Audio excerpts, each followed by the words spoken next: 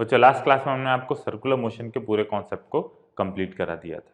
ठीक है, आज हम एक नया चैप्टर स्टार्ट करने जा रहे हैं जो कि है वर्क एनर्जी एंड पावर। ठीक, वर्क के बारे में आप लोग बहुत कुछ जानते होंगे पहले से। आज हम उसी को थोड़ा सा सही तरीके से जानने की कोशिश करेंगे। ठीक है, और जल्दी से इस चैप्टर को स्टार्ट करते हैं। तो इसलिए अपने को बहुत ज़्यादा वर्क करना है, जिसके लिए बहुत ज़्यादा एनर्जी लगने वाली है, और हम जल्दी जल्दी चीज़ों को करेंगे, इसलिए हमने को पावर भी अच्छा खासा लगाना पड़ेगा। ठीक है, तो इसी स्टेटमेंट के साथ इस चैप्टर का शुरुआत करते हैं, वर्क एनर्जी पावर। ठीक है, बारी बारी से हम चीज़ों को देखेंगे, लेकिन सबसे पहले हम वर्क को समझेंगे। ठीक है, तो वर्क और एनर्जी दोनों की यूनिट भी सेम है। ठीक है, और दोनों इंटरचेंज हो सकते हैं। ठीक, लेकिन ये सब चीज़ें हम बाद में देखेंगे। अभी सिंपल पूरा अपना फोकस जो होगा वो वर्क पे होगा। ठीक, तो बच्चों यहाँ पे देखते हैं कि देखो, सबसे पहले आपने वर्क का फॉर्मूला क्या पढ़ा था?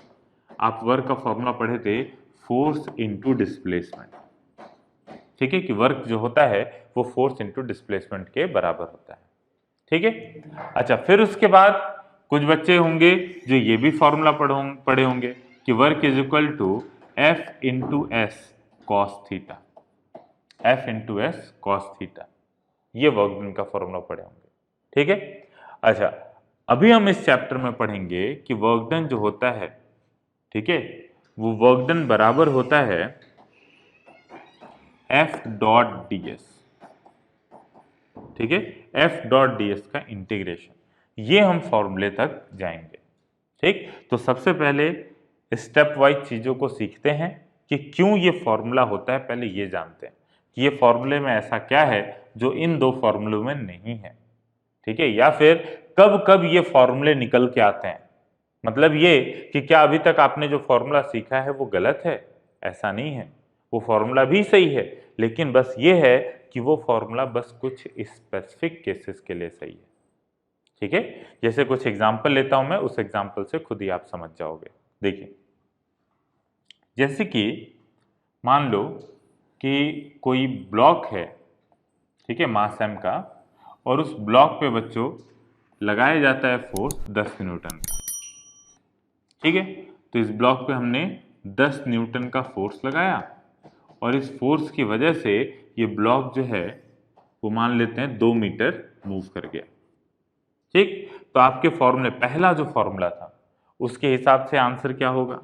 F इज इक्वल टू, यहाँ पे फोर्स इंटू डिस्प्लेसमेंट, तो 10 इंटू 2, इसका मतलब 20 newton into metre, force into displacement, तो फोर्स की यूनिट मल्टीप्लाइड बाय डिस्प्लेसमेंट की यूनिट।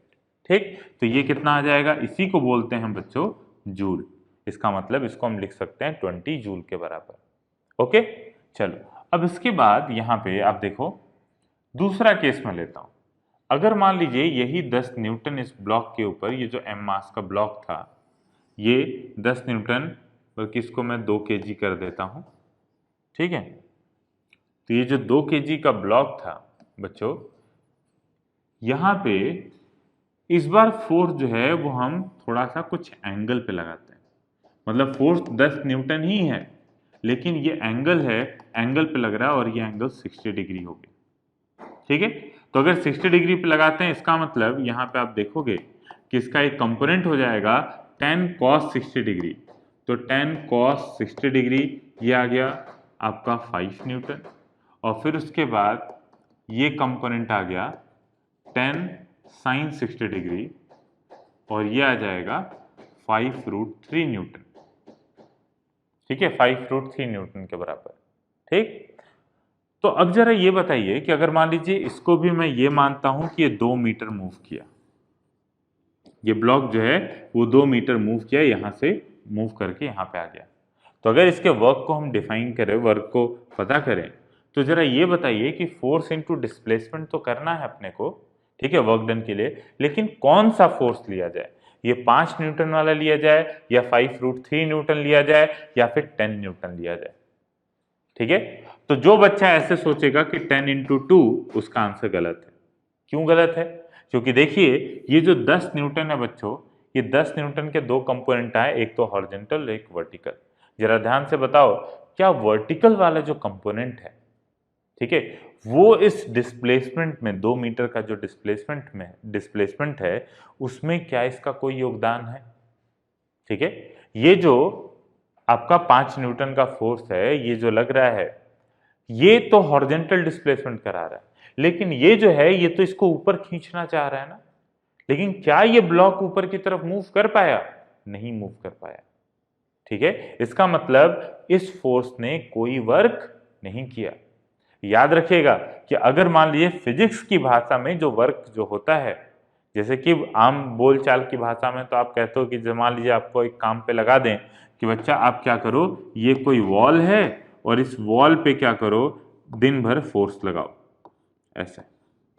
ठीक है, और आप दिन भर उस दीवार को ढकेलने में लगे हुए हो, क्या होगा, 1-1.5 घंटे बाद आप बहुत थक जाओगे।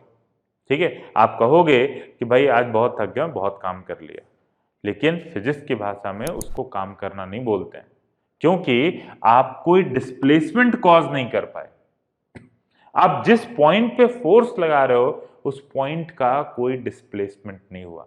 आपने जो फोर्स लगाया उसकी वजह से किसी दूसरी बॉडी को कोई एनर्जी नहीं मिली।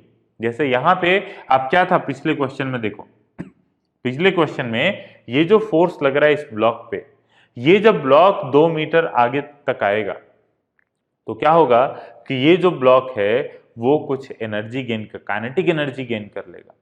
ठीक है, और ये जो एनर्जी मिली वो किसकी वजह से मिली? इस फोर्स की वजह से, 10 न्यूटन के फोर्स की वजह से। ठीक है, इसका मतलब ये डिस्प्लेसमेंट हुआ। तो बच्चों जब आप जहां पे फोर्स लगाते हो उस पॉइंट का जब डिस्प्लेसमेंट होता है ना, तो फिर आप जो वर्क करते हो वो वर्क किसी दूसरे फॉर्म में कन्वर्ट होता है। आप वर्क एक्चुअल में वहां पे बोला जाता है फिजिक्स की भाषा में कि वो वर्क हुआ है वहां पे। और अगर मान लीजिए आप किसी दीवार को धक्का दे रहे हो और दिन भर धक्का देते रहो, आपका कोई वर्क काउंट नहीं होगा, वहां पे वर्क डन 0 होगा। समझ गए? तो यहां पे याद रखिएगा, आगे हम इसको लिखवा भी देंगे स्पेसिफिकली कि जो वर्क डन होता है वो force multiplied by displacement of point of application of force. ठीक है, तो यहां पे इस चीज को देखेंगे।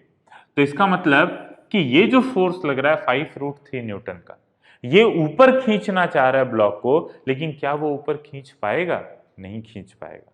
इसका मतलब ये कि वर्क डन 5√3 न्यूटन के कारण कितना वर्क डन हुआ? 0।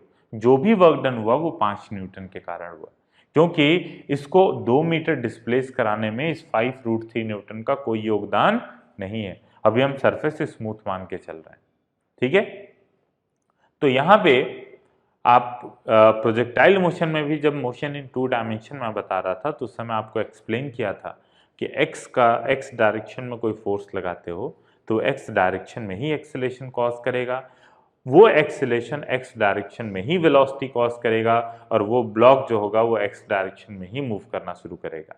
ये स्टेटमेंट बोला था मैंने, एक्स को मतलब नहीं वाई से, वाई को मतलब नहीं एक्स से। तो यहाँ पे बच्चों ये वाई डायरेक्शन का जो फोर्स है वो एक्स में डिस्प्लेसमेंट कॉज करने के लिए रिस्पॉन्सिबल नहीं है। एक्स में डिस्प्लेसमेंट कॉज करने के लिए कौन सा फोर्स रिस्पॉन्सिबल है? 5 न्यूटन का।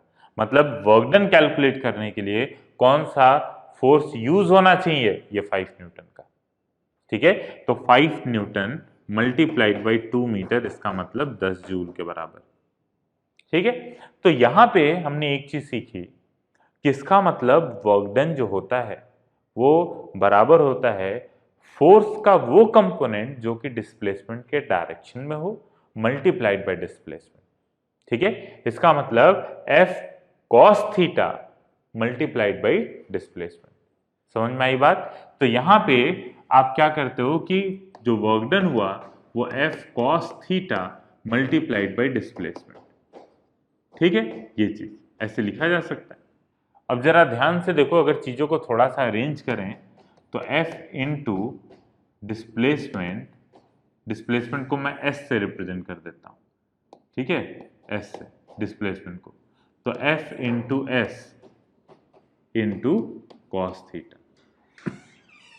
ठीक है, तो F into S cos theta. अब यहां पे क्या होगा कि अगर इन दोनों को देखा जाए तो आपको एक फॉर्मूला याद आ रहा होगा कि A dot B is equal to mod A mod B cos theta. ठीक है, तो यहां से अगर देखा जाए तो इस चीज को हम लिख सकते हैं इसका मतलब इसको बोल देना चाहिए एफ डॉट एस। जब मैंने डॉट प्रोडक्ट पढ़ाया था तो डॉट प्रोडक्ट का स्टार्टिंग भी मैंने वर्क के ही एग्जाम्पल से किया था और बोला था कि डॉट प्रोडक्ट क्या करता है, सेम डायरेक्शन की चीजों का मल्टीप्लिकेशन निकालता है। ठीक है, इसका मतलब अगर हम एफ डॉट एस करते हैं तो एफ डॉट एस में अपने को वर्क डन पता चलता है, तो हम आराम से फोर्स का कंपोनेंट डिस्प्लेसमेंट के डायरेक्शन में लेके उन दोनों को मल्टीप्लाई कर सकते हैं। क्लियर है? तो एफ डॉट एस में ये सहूलियत मिलती है अपने को कि कंपोनेंट लेना ही नहीं पड़ता। ठीक है, मतलब कि आप डायरेक्ट अगर मान लिया आई कैप जे कैप के कैप में दिया है तो डायरेक्ट डॉट प्रोडक्ट निकाल के आंसर निकाल सकते हो। ठीक, तो एक तो ये हो गया। ठीक, तो अपने को जो दूसरा फॉर्मूला लिखा हुआ था ना एफ एस कॉस थीटा, वो एक्चुअल में वर्क डन डिफाइन करते हैं F into S. Work done को डिफाइन करते हैं एफ डॉट एस। ठीक है, तो एफ डॉट एस, लेकिन क्योंकि उस समय आप वेक्टर नहीं पढ़े होते हो, डॉट प्रोडक्ट भी नहीं जानते हो, इसीलिए आपको डायरेक्ट फॉर्मूला बताया जाता है एफ एस कॉस थीटा। आपको डॉट प्रोडक्ट का जिक्र नहीं किया जाता है। समझे? तो एक्चुअल में फॉर्मूला क्या होना चाहिए, एफ इन डॉट एस। ये फॉर्मूला ज्यादा सेंसिबल है पहले वाले फॉर्मूले के कंपैरिजन में। ठीक है, ये फॉर्मूला जो है वो उस फॉर्मूले को भी डील कर लेगा, क्योंकि वहां पे सिंपल हमने क्या किया था, सिंपल फोर्स इनटू डिस्प्लेसमेंट किया था। तो जैसे मान लीजिए एंगल 0 डिग्री हो गया, मतलब फोर्स डिस्प्लेसमेंट के डायरेक्शन में ही आ गया, तो यहाँ पे एफ डॉट एस की वैल्यू कितनी आ जाएगी, एफ इंटू एस, क्योंकि कॉस 0 डिग्री 1 हो गया। समझिए इस बात को? ठीक है, तो ये फॉर्मूला पहले वाले फॉर्मूले से ज्यादा सेंसिबल है। क्लियर? अब उसके बाद चलते हैं हम तीसरे केस पे, जरा देखिए। तो अब ये जो केस हमने सीखा है, ये दोनों केसेस जो थे वो कांस्टेंट फोर्स के लिए थे। अच्छा, एक चीज और देखो, पहले भी 10 न्यूटन का फोर्स लग रहा था, 2 मीटर का डिस्प्लेसमेंट था, अभी भी 10 न्यूटन का फोर्स लग रहा है और 2 मीटर का डिस्प्लेसमेंट है। लेकिन पहले वाले केस में वर्क हुआ था 20 जूल का और इस वाले केस में वर्क डन हुआ है 10 जूल का। इसका मतलब क्या हुआ? इसका मतलब ये हुआ कि आप वहां भी 10 न्यूटन फोर्स लगाए, यहां भी 10 न्यूटन फोर्स लगाए, लेकिन जो एनर्जी ट्रांसफर हुई, जो इस ब्लॉक को एनर्जी मिली, वो अलग अलग है। पिछले केस में वो एनर्जी 20 जूल थी, इस केस में वो एनर्जी 10 जूल है। आगे आने वाले प्रॉब्लम में हम देखेंगे जहां पे हम यहाँ पे इसकी वेलोसिटी कैलकुलेट करेंगे 2 मीटर के बाद, तो आप देखोगे वहां पे उसकी वेलोसिटी ज्यादा मिली है और इस केस में इसकी वेलोसिटी कम है। ठीक है, चलिए अगले केस पे चलते हैं। देखो, अगले केस पे अगर चलें तो यहां पे अगर मान लो, अभी तक तो हमने फोर्सेस को कांस्टेंट लिया, अगर मान लो फोर्स वेरिएबल हो जाए, फोर्स वेरिएबल हो जाए इसका मतलब ये कि ब्लॉक है 2 kg का, ये ओरिजिन पे रखा हुआ है x इक्वल टू 0 पे।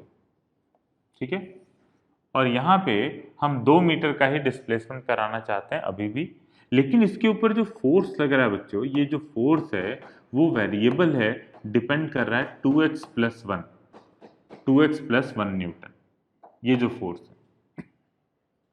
ओके, और अपने को वर्क पूछा गया है 2 मीटर के अंदर कितना वर्क डन होगा, 2 मीटर डिस्प्लेसमेंट के अंदर कितना वर्क डन होगा। ठीक है, तो यहां पे हम कैसे वर्क निकाल पाएंगे, क्योंकि देखिए x इक्वल टू 0 पे और ये x इक्वल टू 2 न्यूटन।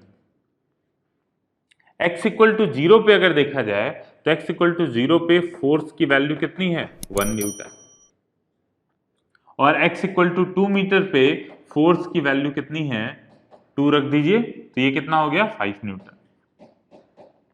इसका मतलब क्या वर्क डन कैलकुलेट करने के लिए हम ये कर पाएंगे कि force work done equal to 1 newton into 2 metre?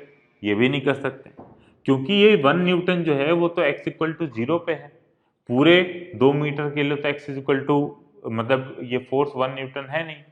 अच्छा, फिर उसके बाद क्या है कि क्या हम 1 मीटर मल्टीप्लाइड बाई ये 5 न्यूटन कर सकते हैं? ये भी नहीं कर सकते, क्योंकि क्या है कि 5 न्यूटन तो आखिरी स्टेज पे है, बीच में, ये बीच रास्ते में, तो ये जो फोर्स है वो तो 1 न्यूटन और 5 न्यूटन के बीच में वैरी कर रहा है। समझ में आई बात? तो इसलिए वर्क डन ये भी नहीं डिफाइन होगा। क्लियर? तो यहां पे अपने को फिर चैलेंज ये है कि तो फिर कैसे वर्क डन कैलकुलेट करेंगे। तो देखिए इसका तरीका क्या है। इसको करने के लिए हम इंटीग्रेशन का यूज लेंगे। ठीक है, इंटीग्रेशन का यूज लेते हैं। काफी खतरनाक लगता होगा आपको इंटीग्रेशन, लेकिन बच्चों जैसे जैसे समय बिताओगे इंटीग्रेशन के साथ, इंटीग्रेशन आसान लगने लगेगा। लेकिन हाँ, अगर जो अभी से ही डर गया इंटीग्रेशन से, उसके लिए फिर 12th तक इंटीग्रेशन आसान नहीं रहेगा। ठीक है, इंटीग्रेशन डिफरेंशिएशन करिए जितना हो सकता है। ठीक है, गलती भी करिए, गलतियों से सीखिए और फिर उसको याद रखिए, उन गलती को दोबारा रिपीट ना करिए। ठीक है, ठीक। तो इस केस में देखो कैसे कैलकुलेट करते हैं। सबसे पहले मान लेते हैं ये ब्लॉक जो है वो x दूरी पे है। ठीक है, तो x दूरी पे होगा तो ब्लॉक के ऊपर फोर्स कितना लग रहा होगा, 2x + 1 के बराबर। ठीक है, x दूरी पे यही है ना कि x के फंक्शन में फोर्स क्या लिखा हुआ है। अच्छा, हम क्या करेंगे कि पूरा 2 मीटर के वर्क डन नहीं निकालेंगे। हम क्या करेंगे, बहुत छोटा सा डिस्प्लेसमेंट, एकदम इतू सा डिस्प्लेसमेंट dx, एकदम छोटा। ठीक है, उस dx के अंदर वर्क डन कैलकुलेट करेंगे। ठीक, तो बच्चों वो जो dx लेंथ है वो इतना छोटा है कि dx की ये जो पहली लाइन जितनी ओरिजिन से दूरी पे है, उतनी ही दूरी पे ये दूसरी लाइन भी है। इसका मतलब क्या हम dx को एक बहुत छोटा लेंथ अगर मान ले, तो क्या हम उस dx दूरी के लिए, देखो 0 से लेके 2 मीटर के बीच में ये फोर्स कांस्टेंट नहीं है, लेकिन उस dx दूरी के लिए क्या ये फोर्स कांस्टेंट है। तो बच्चों ये छोटा सा ये जो dx दूरी है, इसके लिए फोर्स को हम कांस्टेंट मान सकते हैं।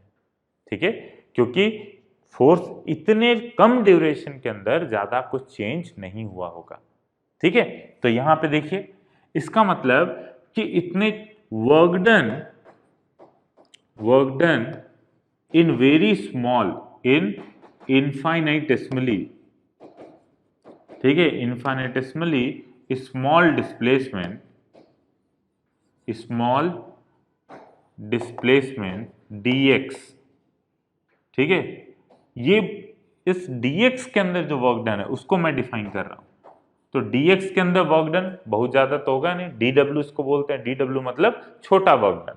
ठीक है, तो dw जो होगा ये बराबर होगा बच्चों F, यहां पे फोर्स मल्टीप्लाइड बाई dx। ठीक है, फोर्स मल्टीप्लाइड बाई dx। और ये फोर्स कहां वाला फोर्स है, तो ये फोर्स x दूरी वाला फोर्स है। इसका मतलब ये कि यहां पे x दूरी पे कितना फोर्स है, 2x + 1, 2x + 1 इंटू dx। ठीक है, f dx का मतलब। ठीक, अब यहां पे आपको पता चल गया कि x दूरी पे dx दूरी मूव कराने में कितना वर्क डन होगा, ये पता चल गया। अब हम क्या करेंगे, अपने को तो टोटल वर्क डन निकालना है, तो क्या करेंगे, इसी चीज को इंटीग्रेट कर देंगे 0 से लेके 2 मीटर तक। इंटीग्रेट करने का मतलब जोड़ना। इसका मतलब जगह जगह dx dx dx dx मानते मानते सारे dx में वर्क डन निकाल के सबको जोड़ देना। ठीक है, तो अगर dx dx मानने लगे तब तो जीवन बीत जाएगा निकालने में टोटल वर्क डन। तो इसी का आपका समय बचाने के लिए कौन सा तरीका होता है, इंटीग्रेशन का तरीका होता है। इंटीग्रेशन आपका जीवन बचा लेता है जोड़ने से। ठीक है, इंटीग्रेशन में क्या होता है कि डायरेक्ट आप dw को जैसे आपने लिखा 2x + 1 इंटू dx, और फिर उसको आपने इंटीग्रेट किया, तो dw जोड़ दोगे तो टोटल वर्क डन आ जाएगा। और ये 0 से लेके 2 मीटर तक इसको इंटीग्रेट कर दोगे तो आपको टोटल वर्क डन मिल जाएगा। इसका मतलब ये 2x dx का इंटीग्रेशन कहां से कहां तक, 0 से लेके 2 तक, प्लस 1 इंटू dx का इंटीग्रेशन 0 से लेके 2 तक, और ये जो भी आंसर आएगा वो एक्चुअल में वर्क डन होगा बच्चों। ठीक है, तो ये बात समझ में आई कि भाई यहां पे जो फॉर्मूला यूज होना चाहिए वो क्या यूज होना चाहिए, फोर्स इंटू डिस्प्लेसमेंट, या F इंटू एस नहीं, F into S cos theta नहीं। बेसिकली यहाँ पे जो फॉर्मूला यूज होना चाहिए वो यूज होना चाहिए बच्चों यहाँ पे F डॉट ds। इसका मतलब ये कि यहाँ पे बेसिकली हम क्या करेंगे कि dw डिफाइन करेंगे और जिसको लिखेंगे F डॉट ds, मतलब फोर्स इनटू डिस्प्लेसमेंट हमने पहले पढ़ा, फिर मैंने बताया कि फोर्स इनटू डिस्प्लेसमेंट ना लिख के वहां पे एफ डॉट एस लिखना चाहिए, ठीक है। फिर मैं ये बता रहा हूं कि एफ डॉट एस फॉर्मूला भी नहीं काम करेगा जब फोर्स वेरिएबल हो जाएगा। तब अपने को क्या करना पड़ेगा, एक छोटा छोटा डिस्प्लेसमेंट मान के और फिर उसको हम क्या करते हैं, सॉल्व करते हैं, इंटीग्रेट करते हैं। तो कभी भी वर्क डन को आप फोर्स इनटू डिस्प्लेसमेंट मत बोलना, ठीक है। हमेशा वर्क डन को बोलना फोर्स इनटू छोटा वाला डिस्प्लेसमेंट ds, समझे। तो वर्क डन का फॉर्मूला क्या है, एफ डॉट ds, ये याद रखो, एफ डॉट ds, या फिर हम बोलेंगे इसको dw is equal to F का मैग्नीट्यूड इंटू ds का मैग्नीट्यूड इंटू कॉस थीटा। अब थीटा जो है वो angle between force and small displacement ds। Clear है बात। तो ये अपना मेन फॉर्मूला होने वाला है। अच्छा एक चीज और बताओ, ये वर्क डन एक स्केलर क्वांटिटी होगी या वेक्टर क्वांटिटी होगी, ठीक है। तो देखो, क्योंकि ये स्केलर प्रोडक्ट का रिजल्ट इक्वल, मतलब स्केलर प्रोडक्ट का रिजल्ट है, dw equal to F dot ds ना, तो मैंने बताया था कि a डॉट b को बोलते हैं हम स्केलर प्रोडक्ट। इसका मतलब a डॉट b निकालने के बाद जो क्वांटिटी आती है वो क्वांटिटी स्केलर होती है। क्लियर है। तो यहां पे बच्चों, यहाँ पे ये जो फॉर्मूला लिखा आपने, तो वर्क डन के बाद ये लिखेगा dw equal to F dot ds, और फिर उसके बाद यहां से dw equal to F ds cos theta, ठीक। तो अब यहाँ पे दोनों तरफ इंटीग्रेट कर देंगे, तो w is equal to integration of F ds cos theta, ठीक है। तो आगे से या तो ये फॉर्मूला आप याद रखोगे या तो फिर इसी चीज को आप लिखोगे w is equal to integration of F dot ds, या तो ये फॉर्मूला याद रखोगे। समझ में आई बात, ठीक है। तो पीछे जो अभी तक पढ़ाया मैंने, ठीक है, इसको चाहो तो लिख लो, ये आपकी मर्जी है। ये जो एग्जाम्पल हमने एग्जाम्पल सारे दिए हैं, ठीक है, ये सारे एग्जाम्पल यहां से लेके यहां स्टार्टिंग से लेके आगे तक, ये केस 1 था, ठीक है। तो केस 1 था, तो यहां पे इसमें से ये फॉर्मूला अपने को यूज करना है, समझे इस बात को। तो ये फॉर्मूले से ये दोनों फॉर्मूले आ जाते हैं। देखो, जब फोर्स वेरिएबल था, अगर मान लो फोर्स कांस्टेंट हो गया, तो कांस्टेंट चीजें इंटीग्रेशन से बाहर आ जाती हैं, तो फोर्स इंटीग्रेशन से बाहर आ जाएगा, और ds का इंटीग्रेशन क्या हो जाएगा, ds जोड़ के डिस्प्लेसमेंट, देखो बन गया फोर्स इंटू डिस्प्लेसमेंट। समझे इस बात को। तो ये एफ डॉट ds है जो बच्चों, इसको आप लिख सकते हो एफ डॉट ds, तो एफ ds कॉस थीटा, और इसका इंटीग्रेशन, इसी को मैं सॉल्व कर रहा हूं। और फोर्स अगर कांस्टेंट है, फोर्स इंटीग्रेशन से बाहर आ जाएगा, तो इंटीग्रेशन से बाहर आ गया तो ds कॉस थीटा, और ds अगर मान लो ds को जोड़ दो तो वो क्या बन जाएगा, s बन जाएगा, तो f into S cos theta. और अगर कॉस थीटा 1 है तो आपका पहला वाला फॉर्मूला बन गया। तो ये जो केस है, ये जो फॉर्मूला है, ये आपके ऊपर के दोनों फॉर्मूले को निकाल देता है, ठीक है, उस स्पेसिफिक केस में। तो यहाँ पे अभी हमने क्या सीखा कि अभी तक जो आप क्लास 9 10th में जानते थे वर्क डन का फॉर्मूला, वो एक अधूरा फॉर्मूला था। वो बस कुछ ही केस में अप्लीकेबल हो सकता है जहां पे फोर्स कांस्टेंट रहे। अगर फोर्स वेरिएबल होगा तो ये दोनों फॉर्मूले काम नहीं आएंगे, फिर अपने को ये फॉर्मूला यूज करना पड़ेगा, ठीक है। और ये फॉर्मूला इन दोनों में काम करेगा क्योंकि ये जनरल फॉर्मूला है, समझे इस बात को। तो चाहो तो बच्चों ये केस जो एग्जाम्पल हमने दिया ये पूरा, ठीक है, ये लिख सकते हो। अदरवाइज इतनी चीजें आप सीखोगे कि इन सबको कोई जरूरत पड़ेगा नहीं, ये बहुत सारे एग्जाम्पल अपने को मिलेंगे इस टाइप के, समझे। तो यहां पे अपना मेन फॉर्मूला क्या आने वाला है, मेन फॉर्मूला जो है वो ये है, आगे मेन फॉर्मूला जो है वो ये है, ये दोनों फॉर्मूले जो हैं वो मेन फॉर्मूले अपने होने वाले हैं, समझे इस बात को। तो इस फॉर्मूले को लिखिए और आगे लिखिए, work is defined for an infinitesimal small process, for infinitesimal small process, and for a finite process, and अच्छा प्रोसेस की जगह डिस्प्लेसमेंट, चलो ठीक है, आगे लिखो, फॉर अ फाइनाइट प्रोसेस मतलब एक अच्छी खासी दूरी के लिए वर्क डन अगर अपने को चाहिए, ठीक है, we calculate total work done, we calculate total work done by performing scalar sum of scalar sum of individual work done in all infinitesimally small displacements। ठीक है, इसका क्या मतलब कि अगर अपने को टोटल वर्क डन निकालना है, मान लो यहां से लेके यहां के बीच में, तो हम क्या करेंगे, इस पूरे डिस्प्लेसमेंट को बहुत छोटे छोटे पार्ट में बांट देंगे, बहुत छोटे छोटे पार्ट में, ठीक है, ds ds ds ds, और क्या करेंगे, हर एक ds का वर्क डन निकाल के बच्चों बाद में सारे वर्क डन को जोड़ देंगे। समझ में आया? तो ऐसे ही टोटल वर्क डन निकालेंगे। क्लियर है? बाकी ये है कि अगर फोर्स कांस्टेंट हो गया तो हम डायरेक्ट फोर्स को इंटीग्रेशन से बाहर ले लेंगे और डिस्प्लेसमेंट ds ds ds जोड़ के टोटल डिस्प्लेसमेंट ds बन जाएगा और डायरेक्ट हम मल्टीप्लाई कर सकते हैं। लेकिन अभी के लिए बच्चों दिमाग से पहले वाला फॉर्मूला इरेज करो और ये फॉर्मूला बैठा दो, ठीक है? अच्छा, तो इसका मतलब ये चीज हो। अब कुछ और बातें ध्यान देते हैं। इसका मतलब ये जरा बात करते हैं ds क्या चीज है, ठीक है? जरा ds के ऊपर चर्चा कर लेते हैं, फिर उसके बाद वर्क की मैं डेफिनेशन लिखवाता हूं, फिर न्यूमेरिकल करेंगे, ठीक? तो अभी जैसा कि हमने बताया कि जैसे मान लो कि ये एक वॉल है और वॉल के पास एक यहाँ पे ब्लॉक रखा हुआ है और आप फोर्स लगा रहे हो ऐसे, और ये ब्लॉक जो है वो रिजिड है, रिजिड बॉडी, मान लो कोई पत्थर है, ठीक है? उस ब्लॉक के ऊपर आपने क्या किया, फोर्स लगाया। तो यहां जिस पॉइंट पे आप फोर्स लगा रहे हो वो पॉइंट थोड़ा भी नहीं हिला, आप फोर्स लगाए पड़े हो घंटे भर के लिए।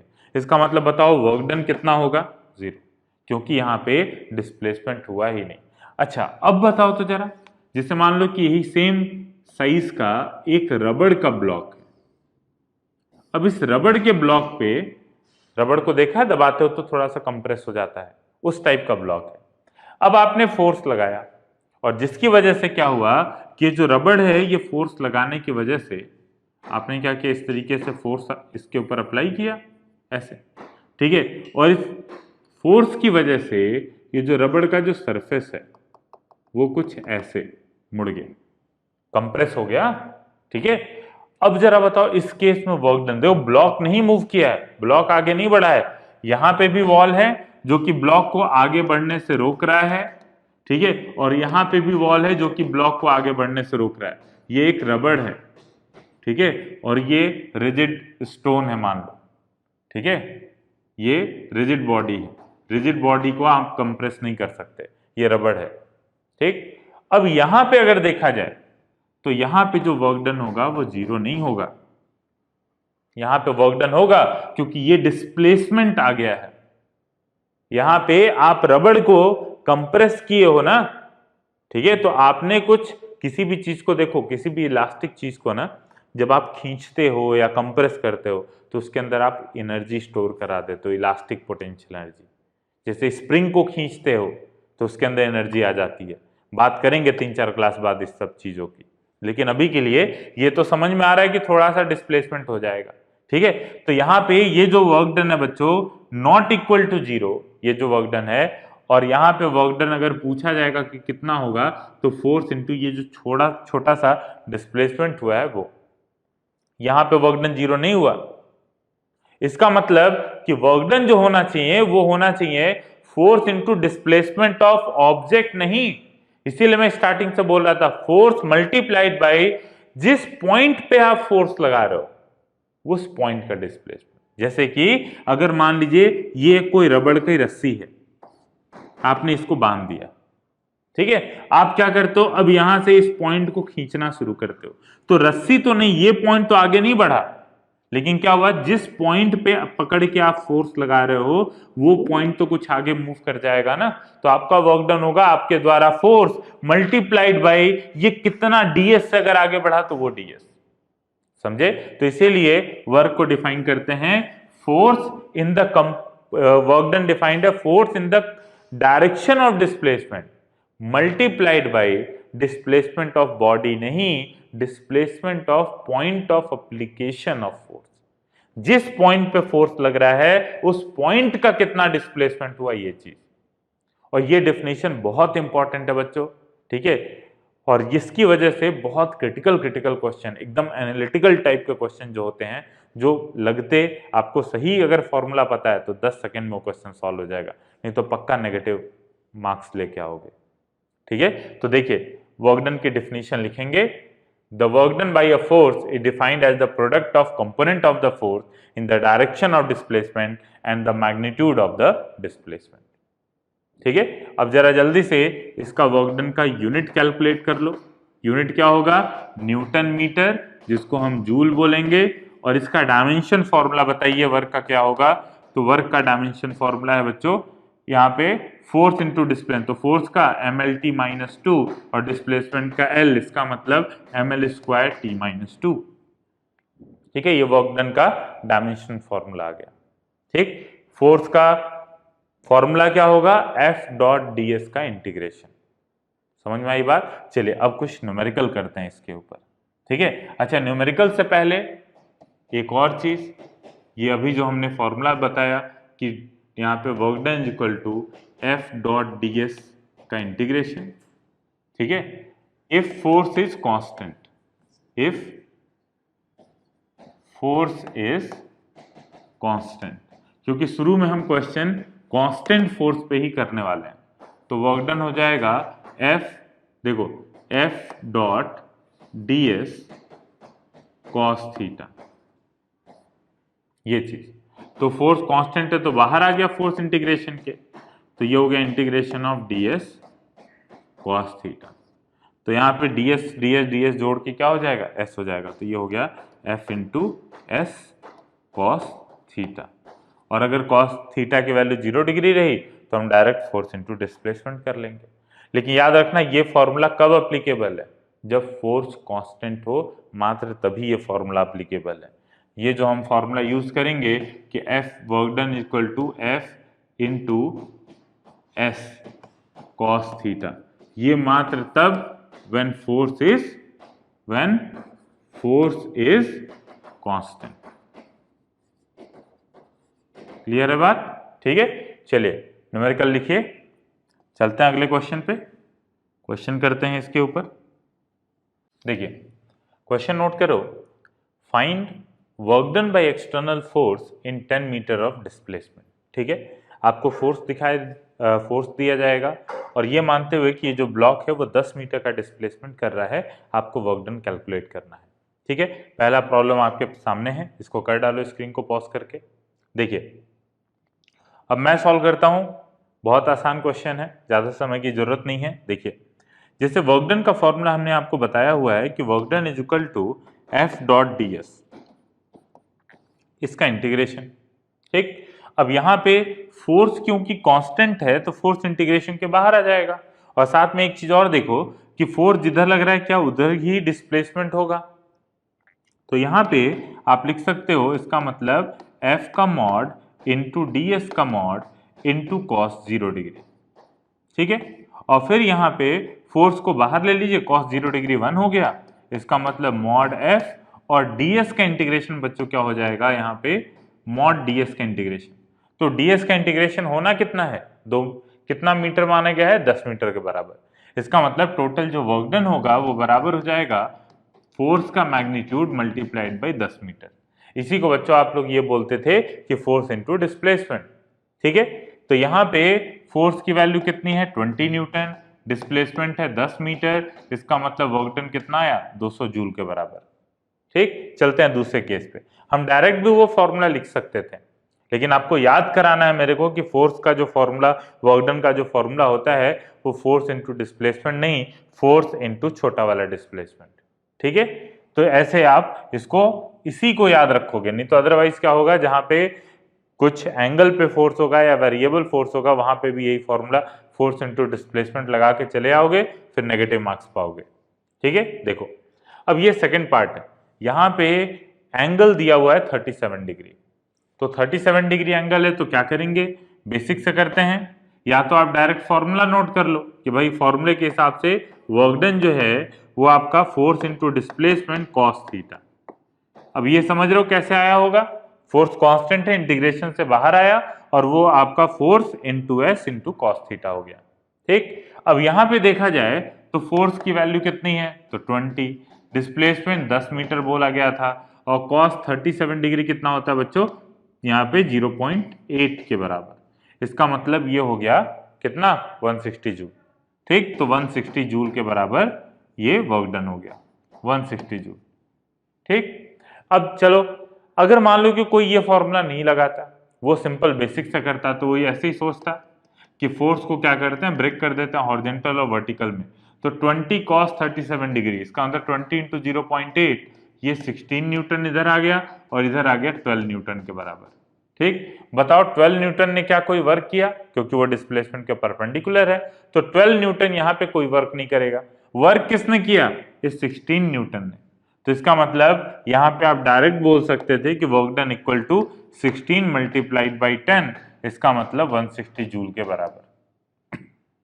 ठीक है, चलो अगले पे चलते हैं। देखिए अब यहां पे नेक्स्ट क्वेश्चन है, क्या बोला गया है, find total displacement of the particle. यहां पे हमने क्या किया है कि देखो डिस्प्लेस मतलब पार्टिकल को वेलोसिटी देके छोड़ दिया गया और रफ सरफेस पे, इसका मतलब पार्टिकल वेलोसिटी के कारण आगे बढ़ेगा और धीरे धीरे उसकी स्पीड कम होती जाएगी और फाइनली एक जगह जाके वो रुक जाएगा। कितने देर बाद रुकेगा, कितना दूर चलने के बाद, कितने टाइम बाद, ये सब चीजें आप निकाल सकते हो। काइनेमेटिक्स में इसकी भरपूर प्रैक्टिस कराई गई है आपको। ठीक, तो यहाँ पे आपका काम आसान करने के लिए ही मैंने पहला पार्ट दिया क्वेश्चन का, जो बोला गया है कि find total displacement of particle. Otherwise मैं आपसे डायरेक्ट वर्क डन पूछता, तो डायरेक्ट वर्क डन पूछता तो इसमें ये आपको क्या निकालना पड़ता, फोर्स। तो फोर्स कितना होगा, फ्रिक्शनल फोर्स। ठीक, तो फ्रिक्शनल फोर्स आप निकाल लेते म्यू इंटू एन करके। ठीक, तो यहां से फ्रिक्शनल फोर्स आ जाता, फिर आप सोचते हैं कि वर्क डन तो होता है फोर्स मल्टीप्लाइड बाय डिस्प्लेसमेंट, तो डिस्प्लेसमेंट कितना, तो वो आपको काइनेमेटिक्स से निकालना पड़ेगा। क्लियर है, तो अभी आप इतना करोगे, अदरवाइज जब कुछ देर नेक्स्ट लेक्चर में हम वर्क एनर्जी थ्योरम के बारे में जब जानेंगे, तो हम इस पूरे कैलकुलेशन को, जो कि अपना काफी कम से कम आपको 10 लाइन लिखनी पड़ेगी, ठीक है, उस पूरे कैलकुलेशन को हम मात्र 2 लाइन में कर पाएंगे, लेकिन एक क्लास बाद वर्क एनर्जी थ्योरम का यूज करके। ठीक है, तो चलो देखो, तो यहाँ पे सिंपल सी बात है, क्या आपसे पूछा गया है, एक तो displacement of particle till particle stops. ठीक, दूसरा work done by normal, work done by gravitational force और work done by frictional force. इन 3 फोर्सेस के कारण वर्क डन पूछे गए हैं। ठीक है, तो चलिए सॉल्व करते हैं। स्क्रीन को पॉज कर लो, पॉज करके मेहनत से लग जाओ काम पे। ठीक है, और इसको सॉल्व कर लो। देखिए बच्चों, तो ब्लॉक कितने मास का है, तो ब्लॉक जो है 10 केजी का और म्यू की वैल्यू 0.2। तो 10 केजी का ब्लॉक है, तो हमारे बच्चे जानते हैं कि नीचे तो लगेगा mg 100 न्यूटन का फोर्स और ऊपर लगेगा नॉर्मल फोर्स n1। ओके, और वेलोसिटी पार्टिकल की किधर की तरफ है, राइट डायरेक्शन में। तो वेलोसिटी अगर इधर की तरफ है, तो बताओ फ्रिक्शन किधर की तरफ लगेगा, रिलेटिव वेलोसिटी के अपोजिट। ठीक है, फ्रिक्शन की पहली और अंतिम इच्छा बताओ कि रिलेटिव स्लिपिंग ना हो पाए, तो ये आगे सरकना चाह रहा है सरफेस पे, तो फ्रिक्शन किधर लगेगा, पीछे की तरफ। इसका मतलब फ्रिक्शन लगा इस डायरेक्शन में और फ्रिक्शन की मैक्सिमम वैल्यू लगेगी, ऐसा नहीं है कि थोड़ी कम लगेगी। काइनेटिक और स्टैटिक कोफिशिएंट ऑफ फ्रिक्शन बराबर दिया हुआ है। ठीक है, और यहाँ रिलेटिव स्लिपिंग हो रहा है, इसका मतलब फ्रिक्शन अपने मैक्सिमम औकात पे लगेगा। ठीक है, तो यहाँ पे बात करते हैं, तो देखो N1 की वैल्यू कितनी लिखोगे, तो N1 की वैल्यू हो गई 100 न्यूटन। इसका मतलब फ्रिक्शन की maximum value mu into N, मतलब 0.2 इंटू 100, तो ये हो गया 20 न्यूटन के बराबर। क्लियर, तो 20 न्यूटन ये हो गया। अब आगे बढ़ते हैं। अब यहां पे आप देखोगे कि एक्सेलरेशन पार्टिकल का कितना होगा, तो एक्सेलरेशन नेगेटिव डायरेक्शन में होगा ना, क्योंकि वेलोसिटी तो आगे के डायरेक्शन में है और एक्सेलरेशन पीछे की तरफ है। तो नेगेटिव में लिखा जाए तो यहाँ पे एक्सेलरेशन कितना हो जाएगा, 20 न्यूटन डिवाइडेड बाई 10। तो 20 डिवाइडेड बाई 10 कितना आ गया, -2 मीटर पर सेकेंड स्क्वायर। तो s is equal to ut plus half a t square लगा दो, लेकिन उसके लिए टाइम निकालना पड़ेगा। तो थोड़ी बुद्धिमान बनो, v square is equal to u square plus 2s लगा दो। तो फाइनल वेलोसिटी की वैल्यू 0 जब ब्लॉक रुक जाएगा, और इनिशियल वेलोसिटी की वैल्यू कितनी, तो यहां पे बोला गया है कि पार्टिकल को फेंका जा रहा है 10 मीटर पर सेकेंड से, ठीक है। तो 10 मीटर पर सेकेंड मतलब वेलोसिटी फाइनल 0, तो 0 का स्क्वायर इज इक्वल टू 10 का स्क्वायर प्लस 2 इंटू एक्सेलेरेशन कितना -2, और s की वैल्यू तो बच्चों अपने को पता ही करनी है। क्लियर। तो ये 100 डिवाइडेड बाई 4, s की वैल्यू कितनी आ गई, ये आ गई 25 मीटर। 25 मीटर के बाद जाके पार्टिकल रुक जाएगा। क्लियर। अब आपसे पूछा क्या गया है, work done by normal force, friction और ग्रेविटेशनल फोर्स। जरा इस फ्री बॉडी डायग्राम में आ जाओ। डिस्प्लेसमेंट और mg के बीच में ग्रेविटेशनल फोर्स, ठीक है। ये जो डिस्प्लेसमेंट है वो तो हॉरिजॉन्टल है और mg किधर, वर्टिकली डाउन। तो जरा बताओ बच्चों, डिस्प्लेसमेंट और mg के बीच में एंगल कितना हुआ, 90 डिग्री। तो अगर 90 डिग्री का एंगल यहाँ पे आया है, तो 90 डिग्री के एंगल की वजह से वर्क डन बाय mg क्या होगा, तो work done by gravitational force, ये कितना F डॉट ds अगर आप यूज करो तो mg फोर्स है, डिस्प्लेसमेंट कितना 25 मीटर और कॉस 90 डिग्री, ठीक है। ये वैल्यू आनी कितनी चाहिए, 0, work done by gravity. Cos 90 degree 0 होता है ना, तो 0 मल्टीप्लाई होकर सब खत्म कर दिया, ठीक। अब चलते हैं नॉर्मल फोर्स के द्वारा। अब जरा नॉर्मल फोर्स सोचो, work done by normal force, ये हो जाएगा नॉर्मल फोर्स मल्टीप्लाइड बाय 25 और ये भी कॉस 90 डिग्री, ये भी वैल्यू कितनी आई, 0 के बराबर, ठीक है। नॉर्मल फोर्स भी डिस्प्लेसमेंट के परपेंडिकुलर है। अब आते हैं work done by frictional force. तो फ्रिक्शनल फोर्स किधर लग रहा है, पीछे, डिस्प्लेसमेंट किधर हो रहा है, आगे की तरफ। इसका मतलब इसको लिखोगे आप मैक्सिमम फ्रिक्शन, जो फ्रिक्शन की वैल्यू है, इंटू डिस्प्लेसमेंट 25 मीटर, ठीक है, इंटू कॉस 180 डिग्री, ठीक है। तो फ्रिक्शनल फोर्स कितना निकाला था हमने, तो फ्रिक्शनल फोर्स निकाला हुआ है 20 न्यूटन। तो ये हो गया 20 मल्टीप्लाइड बाई 25 मल्टीप्लाइड बाई -1, कितना आया बच्चों, तो ये आ गया -500 जूल के बराबर, ठीक है। तो -500 जूल ये आ गई, ठीक। अब यहां पे ये क्वेश्चन समाप्त हुआ। अच्छा, एक चीज और याद रखोगे कि जिधर फोर्स लगे उधर ही डिस्प्लेसमेंट हो तो वर्क डन आता है पॉजिटिव। जैसे कि वर्क डन का फॉर्मूला हमने क्या देखा था, dw is equal to F dot ds,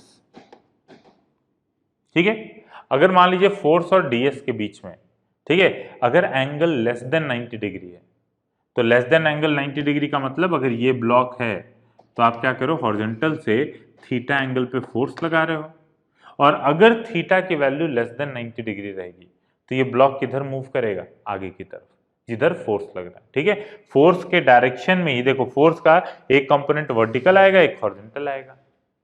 तो हॉरिजॉन्टल वाला जो कंपोनेंट होगा वो तो वर्क डन करेगा ना, ठीक है, और जिधर फोर्स लग रहा है उधर ही डिस्प्लेसमेंट हुआ। इसका मतलब एंगल कितना बना, 0 डिग्री हॉरिजॉन्टल वाले कंपोनेंट से, ठीक है। एक्चुअल फोर्स एंगल नहीं बोल रहा, इस फोर्स का दो कंपोनेंट आएगा, एफ कॉस थीटा और एफ साइन थीटा।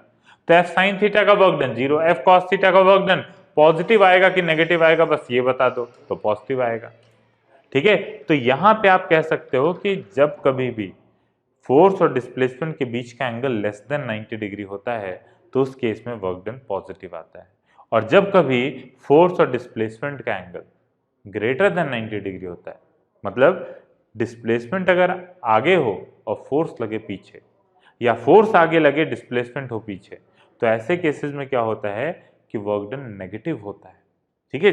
जैसे कि इस वाले केस में देखो वर्क डन नेगेटिव आया है, समझ गए, ठीक है। चलो अगले क्वेश्चन पे चलते हैं, एक लास्ट क्वेश्चन कर लो। देखो, if motion starts from rest then find work done by normal force and gravity in 0 to 2 second, ठीक है। तो वर्क डन निकालने के लिए क्या क्या चीजें चाहिए, F D S cos theta, ठीक है। तो फोर्स अगर कांस्टेंट है तो F into displacement into cos theta, यही होगा। तो फोर्स कितना है बच्चों जरा बताइए, तो फोर्स तो निकालना पड़ेगा ना, तो mg तो डायरेक्ट आप निकाल लोगे 40 न्यूटन, और नॉर्मल फोर्स कैसे निकलेगा, लॉज ऑफ मोशन का यूज करके। इसका फ्री बॉडी डायग्राम बनाएंगे, इक्वेशन लिखेंगे, क्योंकि ये elevator 2 metre per second square से जा रहा है, नॉर्मल फोर्स निकालेंगे। अब बात ये आती है कि वर्क डन निकालने के लिए आपको फोर्स और डिस्प्लेसमेंट दोनों चाहिए। तो फोर्स तो पता है, निकाल लेंगे लॉज ऑफ मोशन से, और डिस्प्लेसमेंट हम ऐसे निकाल लेंगे कि 0 से 2 सेकंड के बीच में देख लेते हैं कि कितना डिस्प्लेसमेंट हुआ। ठीक, तो देखो S is equal to u t plus half a t square, इसका यूज करके बच्चों डिस्प्लेसमेंट निकाल लीजिए, और लॉज ऑफ मोशन का यूज करके फोर्स निकाल लीजिए, वर्क डन कैलकुलेट कर लो, हमारे भरोसे मत रहो। ठीक, तो u की वैल्यू 0, रेस्ट से स्टार्ट कर रहा है ना, प्लस हाफ इंटू एक्सेलेरेशन की वैल्यू 2, और टाइम कितना दिया हुआ है 2 सेकेंड, तो 2 का स्क्वायर, 2 को 2 खा गया, कितना आ गया 4 मीटर, तो 4 मीटर का डिस्प्लेसमेंट है। ठीक, अब आते हैं नॉर्मल फोर्स, और mg भी तो कैलकुलेट करना पड़ेगा ना, तो इसका 4 kg का जरा फ्री बॉडी डायग्राम बना लो। तो 4 kg के फ्री बॉडी डायग्राम में नीचे की तरफ 40 न्यूटन, ऊपर की तरफ नॉर्मल फोर्स N1, ठीक है, ऊपर की तरफ नॉर्मल फोर्स N1 आया, और साथ में एक्सेलेरेशन ऊपर है, तो एक्सेलेरेशन ऊपर है तो आप क्या लिखोगे, N1 minus 40 is equal to mass into acceleration, तो is equal to 4 into a. ठीक, ए की वैल्यू कितनी है, तो ए की वैल्यू है बच्चों 2, तो 4 इंटू 2, इसका मतलब N1 की वैल्यू कितनी आ गई 48 न्यूटन के बराबर। ठीक, और डिस्प्लेसमेंट किधर हुआ है, ऊपर के डायरेक्शन में 4 मीटर। तो work done by normal force अगर पूछा जाए तो ये कितना होगा 48 इंटू 4 डिस्प्लेसमेंट और कॉस 0 डिग्री। यहां पे मैं इंटीग्रेट क्यों नहीं कर रहा हूं, क्योंकि फोर्स कांस्टेंट है, समझ में आया। जब भी फोर्स कांस्टेंट हो आप यूज करोगे F इंटू एस या फिर एफ एस कॉस थीटा। जब फोर्स वेरिएबल हो तब याद रखें, फोर्स वेरिएबल होने का मतलब फोर्स डायरेक्शन में भी और मैग्नीट्यूड में भी दोनों तरीके से चेंज दोनों में से कोई तरीके से चेंज हो। कांस्टेंट का मतलब ना फोर्स का मैग्नीट्यूड बदले ना फोर्स का डायरेक्शन बदले। ठीक है, तो यहाँ पे नॉर्मल कांस्टेंट फोर्स है भाई 48 न्यूटन का। अच्छा, ग्रेविटेशनल फोर्स के कारण इसको सॉल्व कर लोगे, इतना जूल हो जाएगा 48 इंटू 4। ठीक है, तो 48 इंटू 4 कितना आ जाएगा 192, तो 192 जूल के बराबर। अच्छा, वर्क डन बाय ग्रेविटी अगर पूछा जाए तो 40 न्यूटन का फोर्स है नीचे की तरफ mg का, डिस्प्लेसमेंट कितना 4, और साथ में एंगल कितना हो गया cos 180 डिग्री, इसका मतलब कितना हो गया -160 जूल के बराबर। तो वर्क डन बाय ग्रेविटी बच्चों हो गया -160 जूल। क्लियर है। तो इस तरीके से हमने आज वर्क डन का स्टार्ट कर दिया, कुछ क्वेश्चन भी करा दिया आपको। नेक्स्ट क्लास में हम कुछ और क्वेश्चन देखेंगे और वर्क एनर्जी थ्योरम को सीखने की कोशिश करेंगे।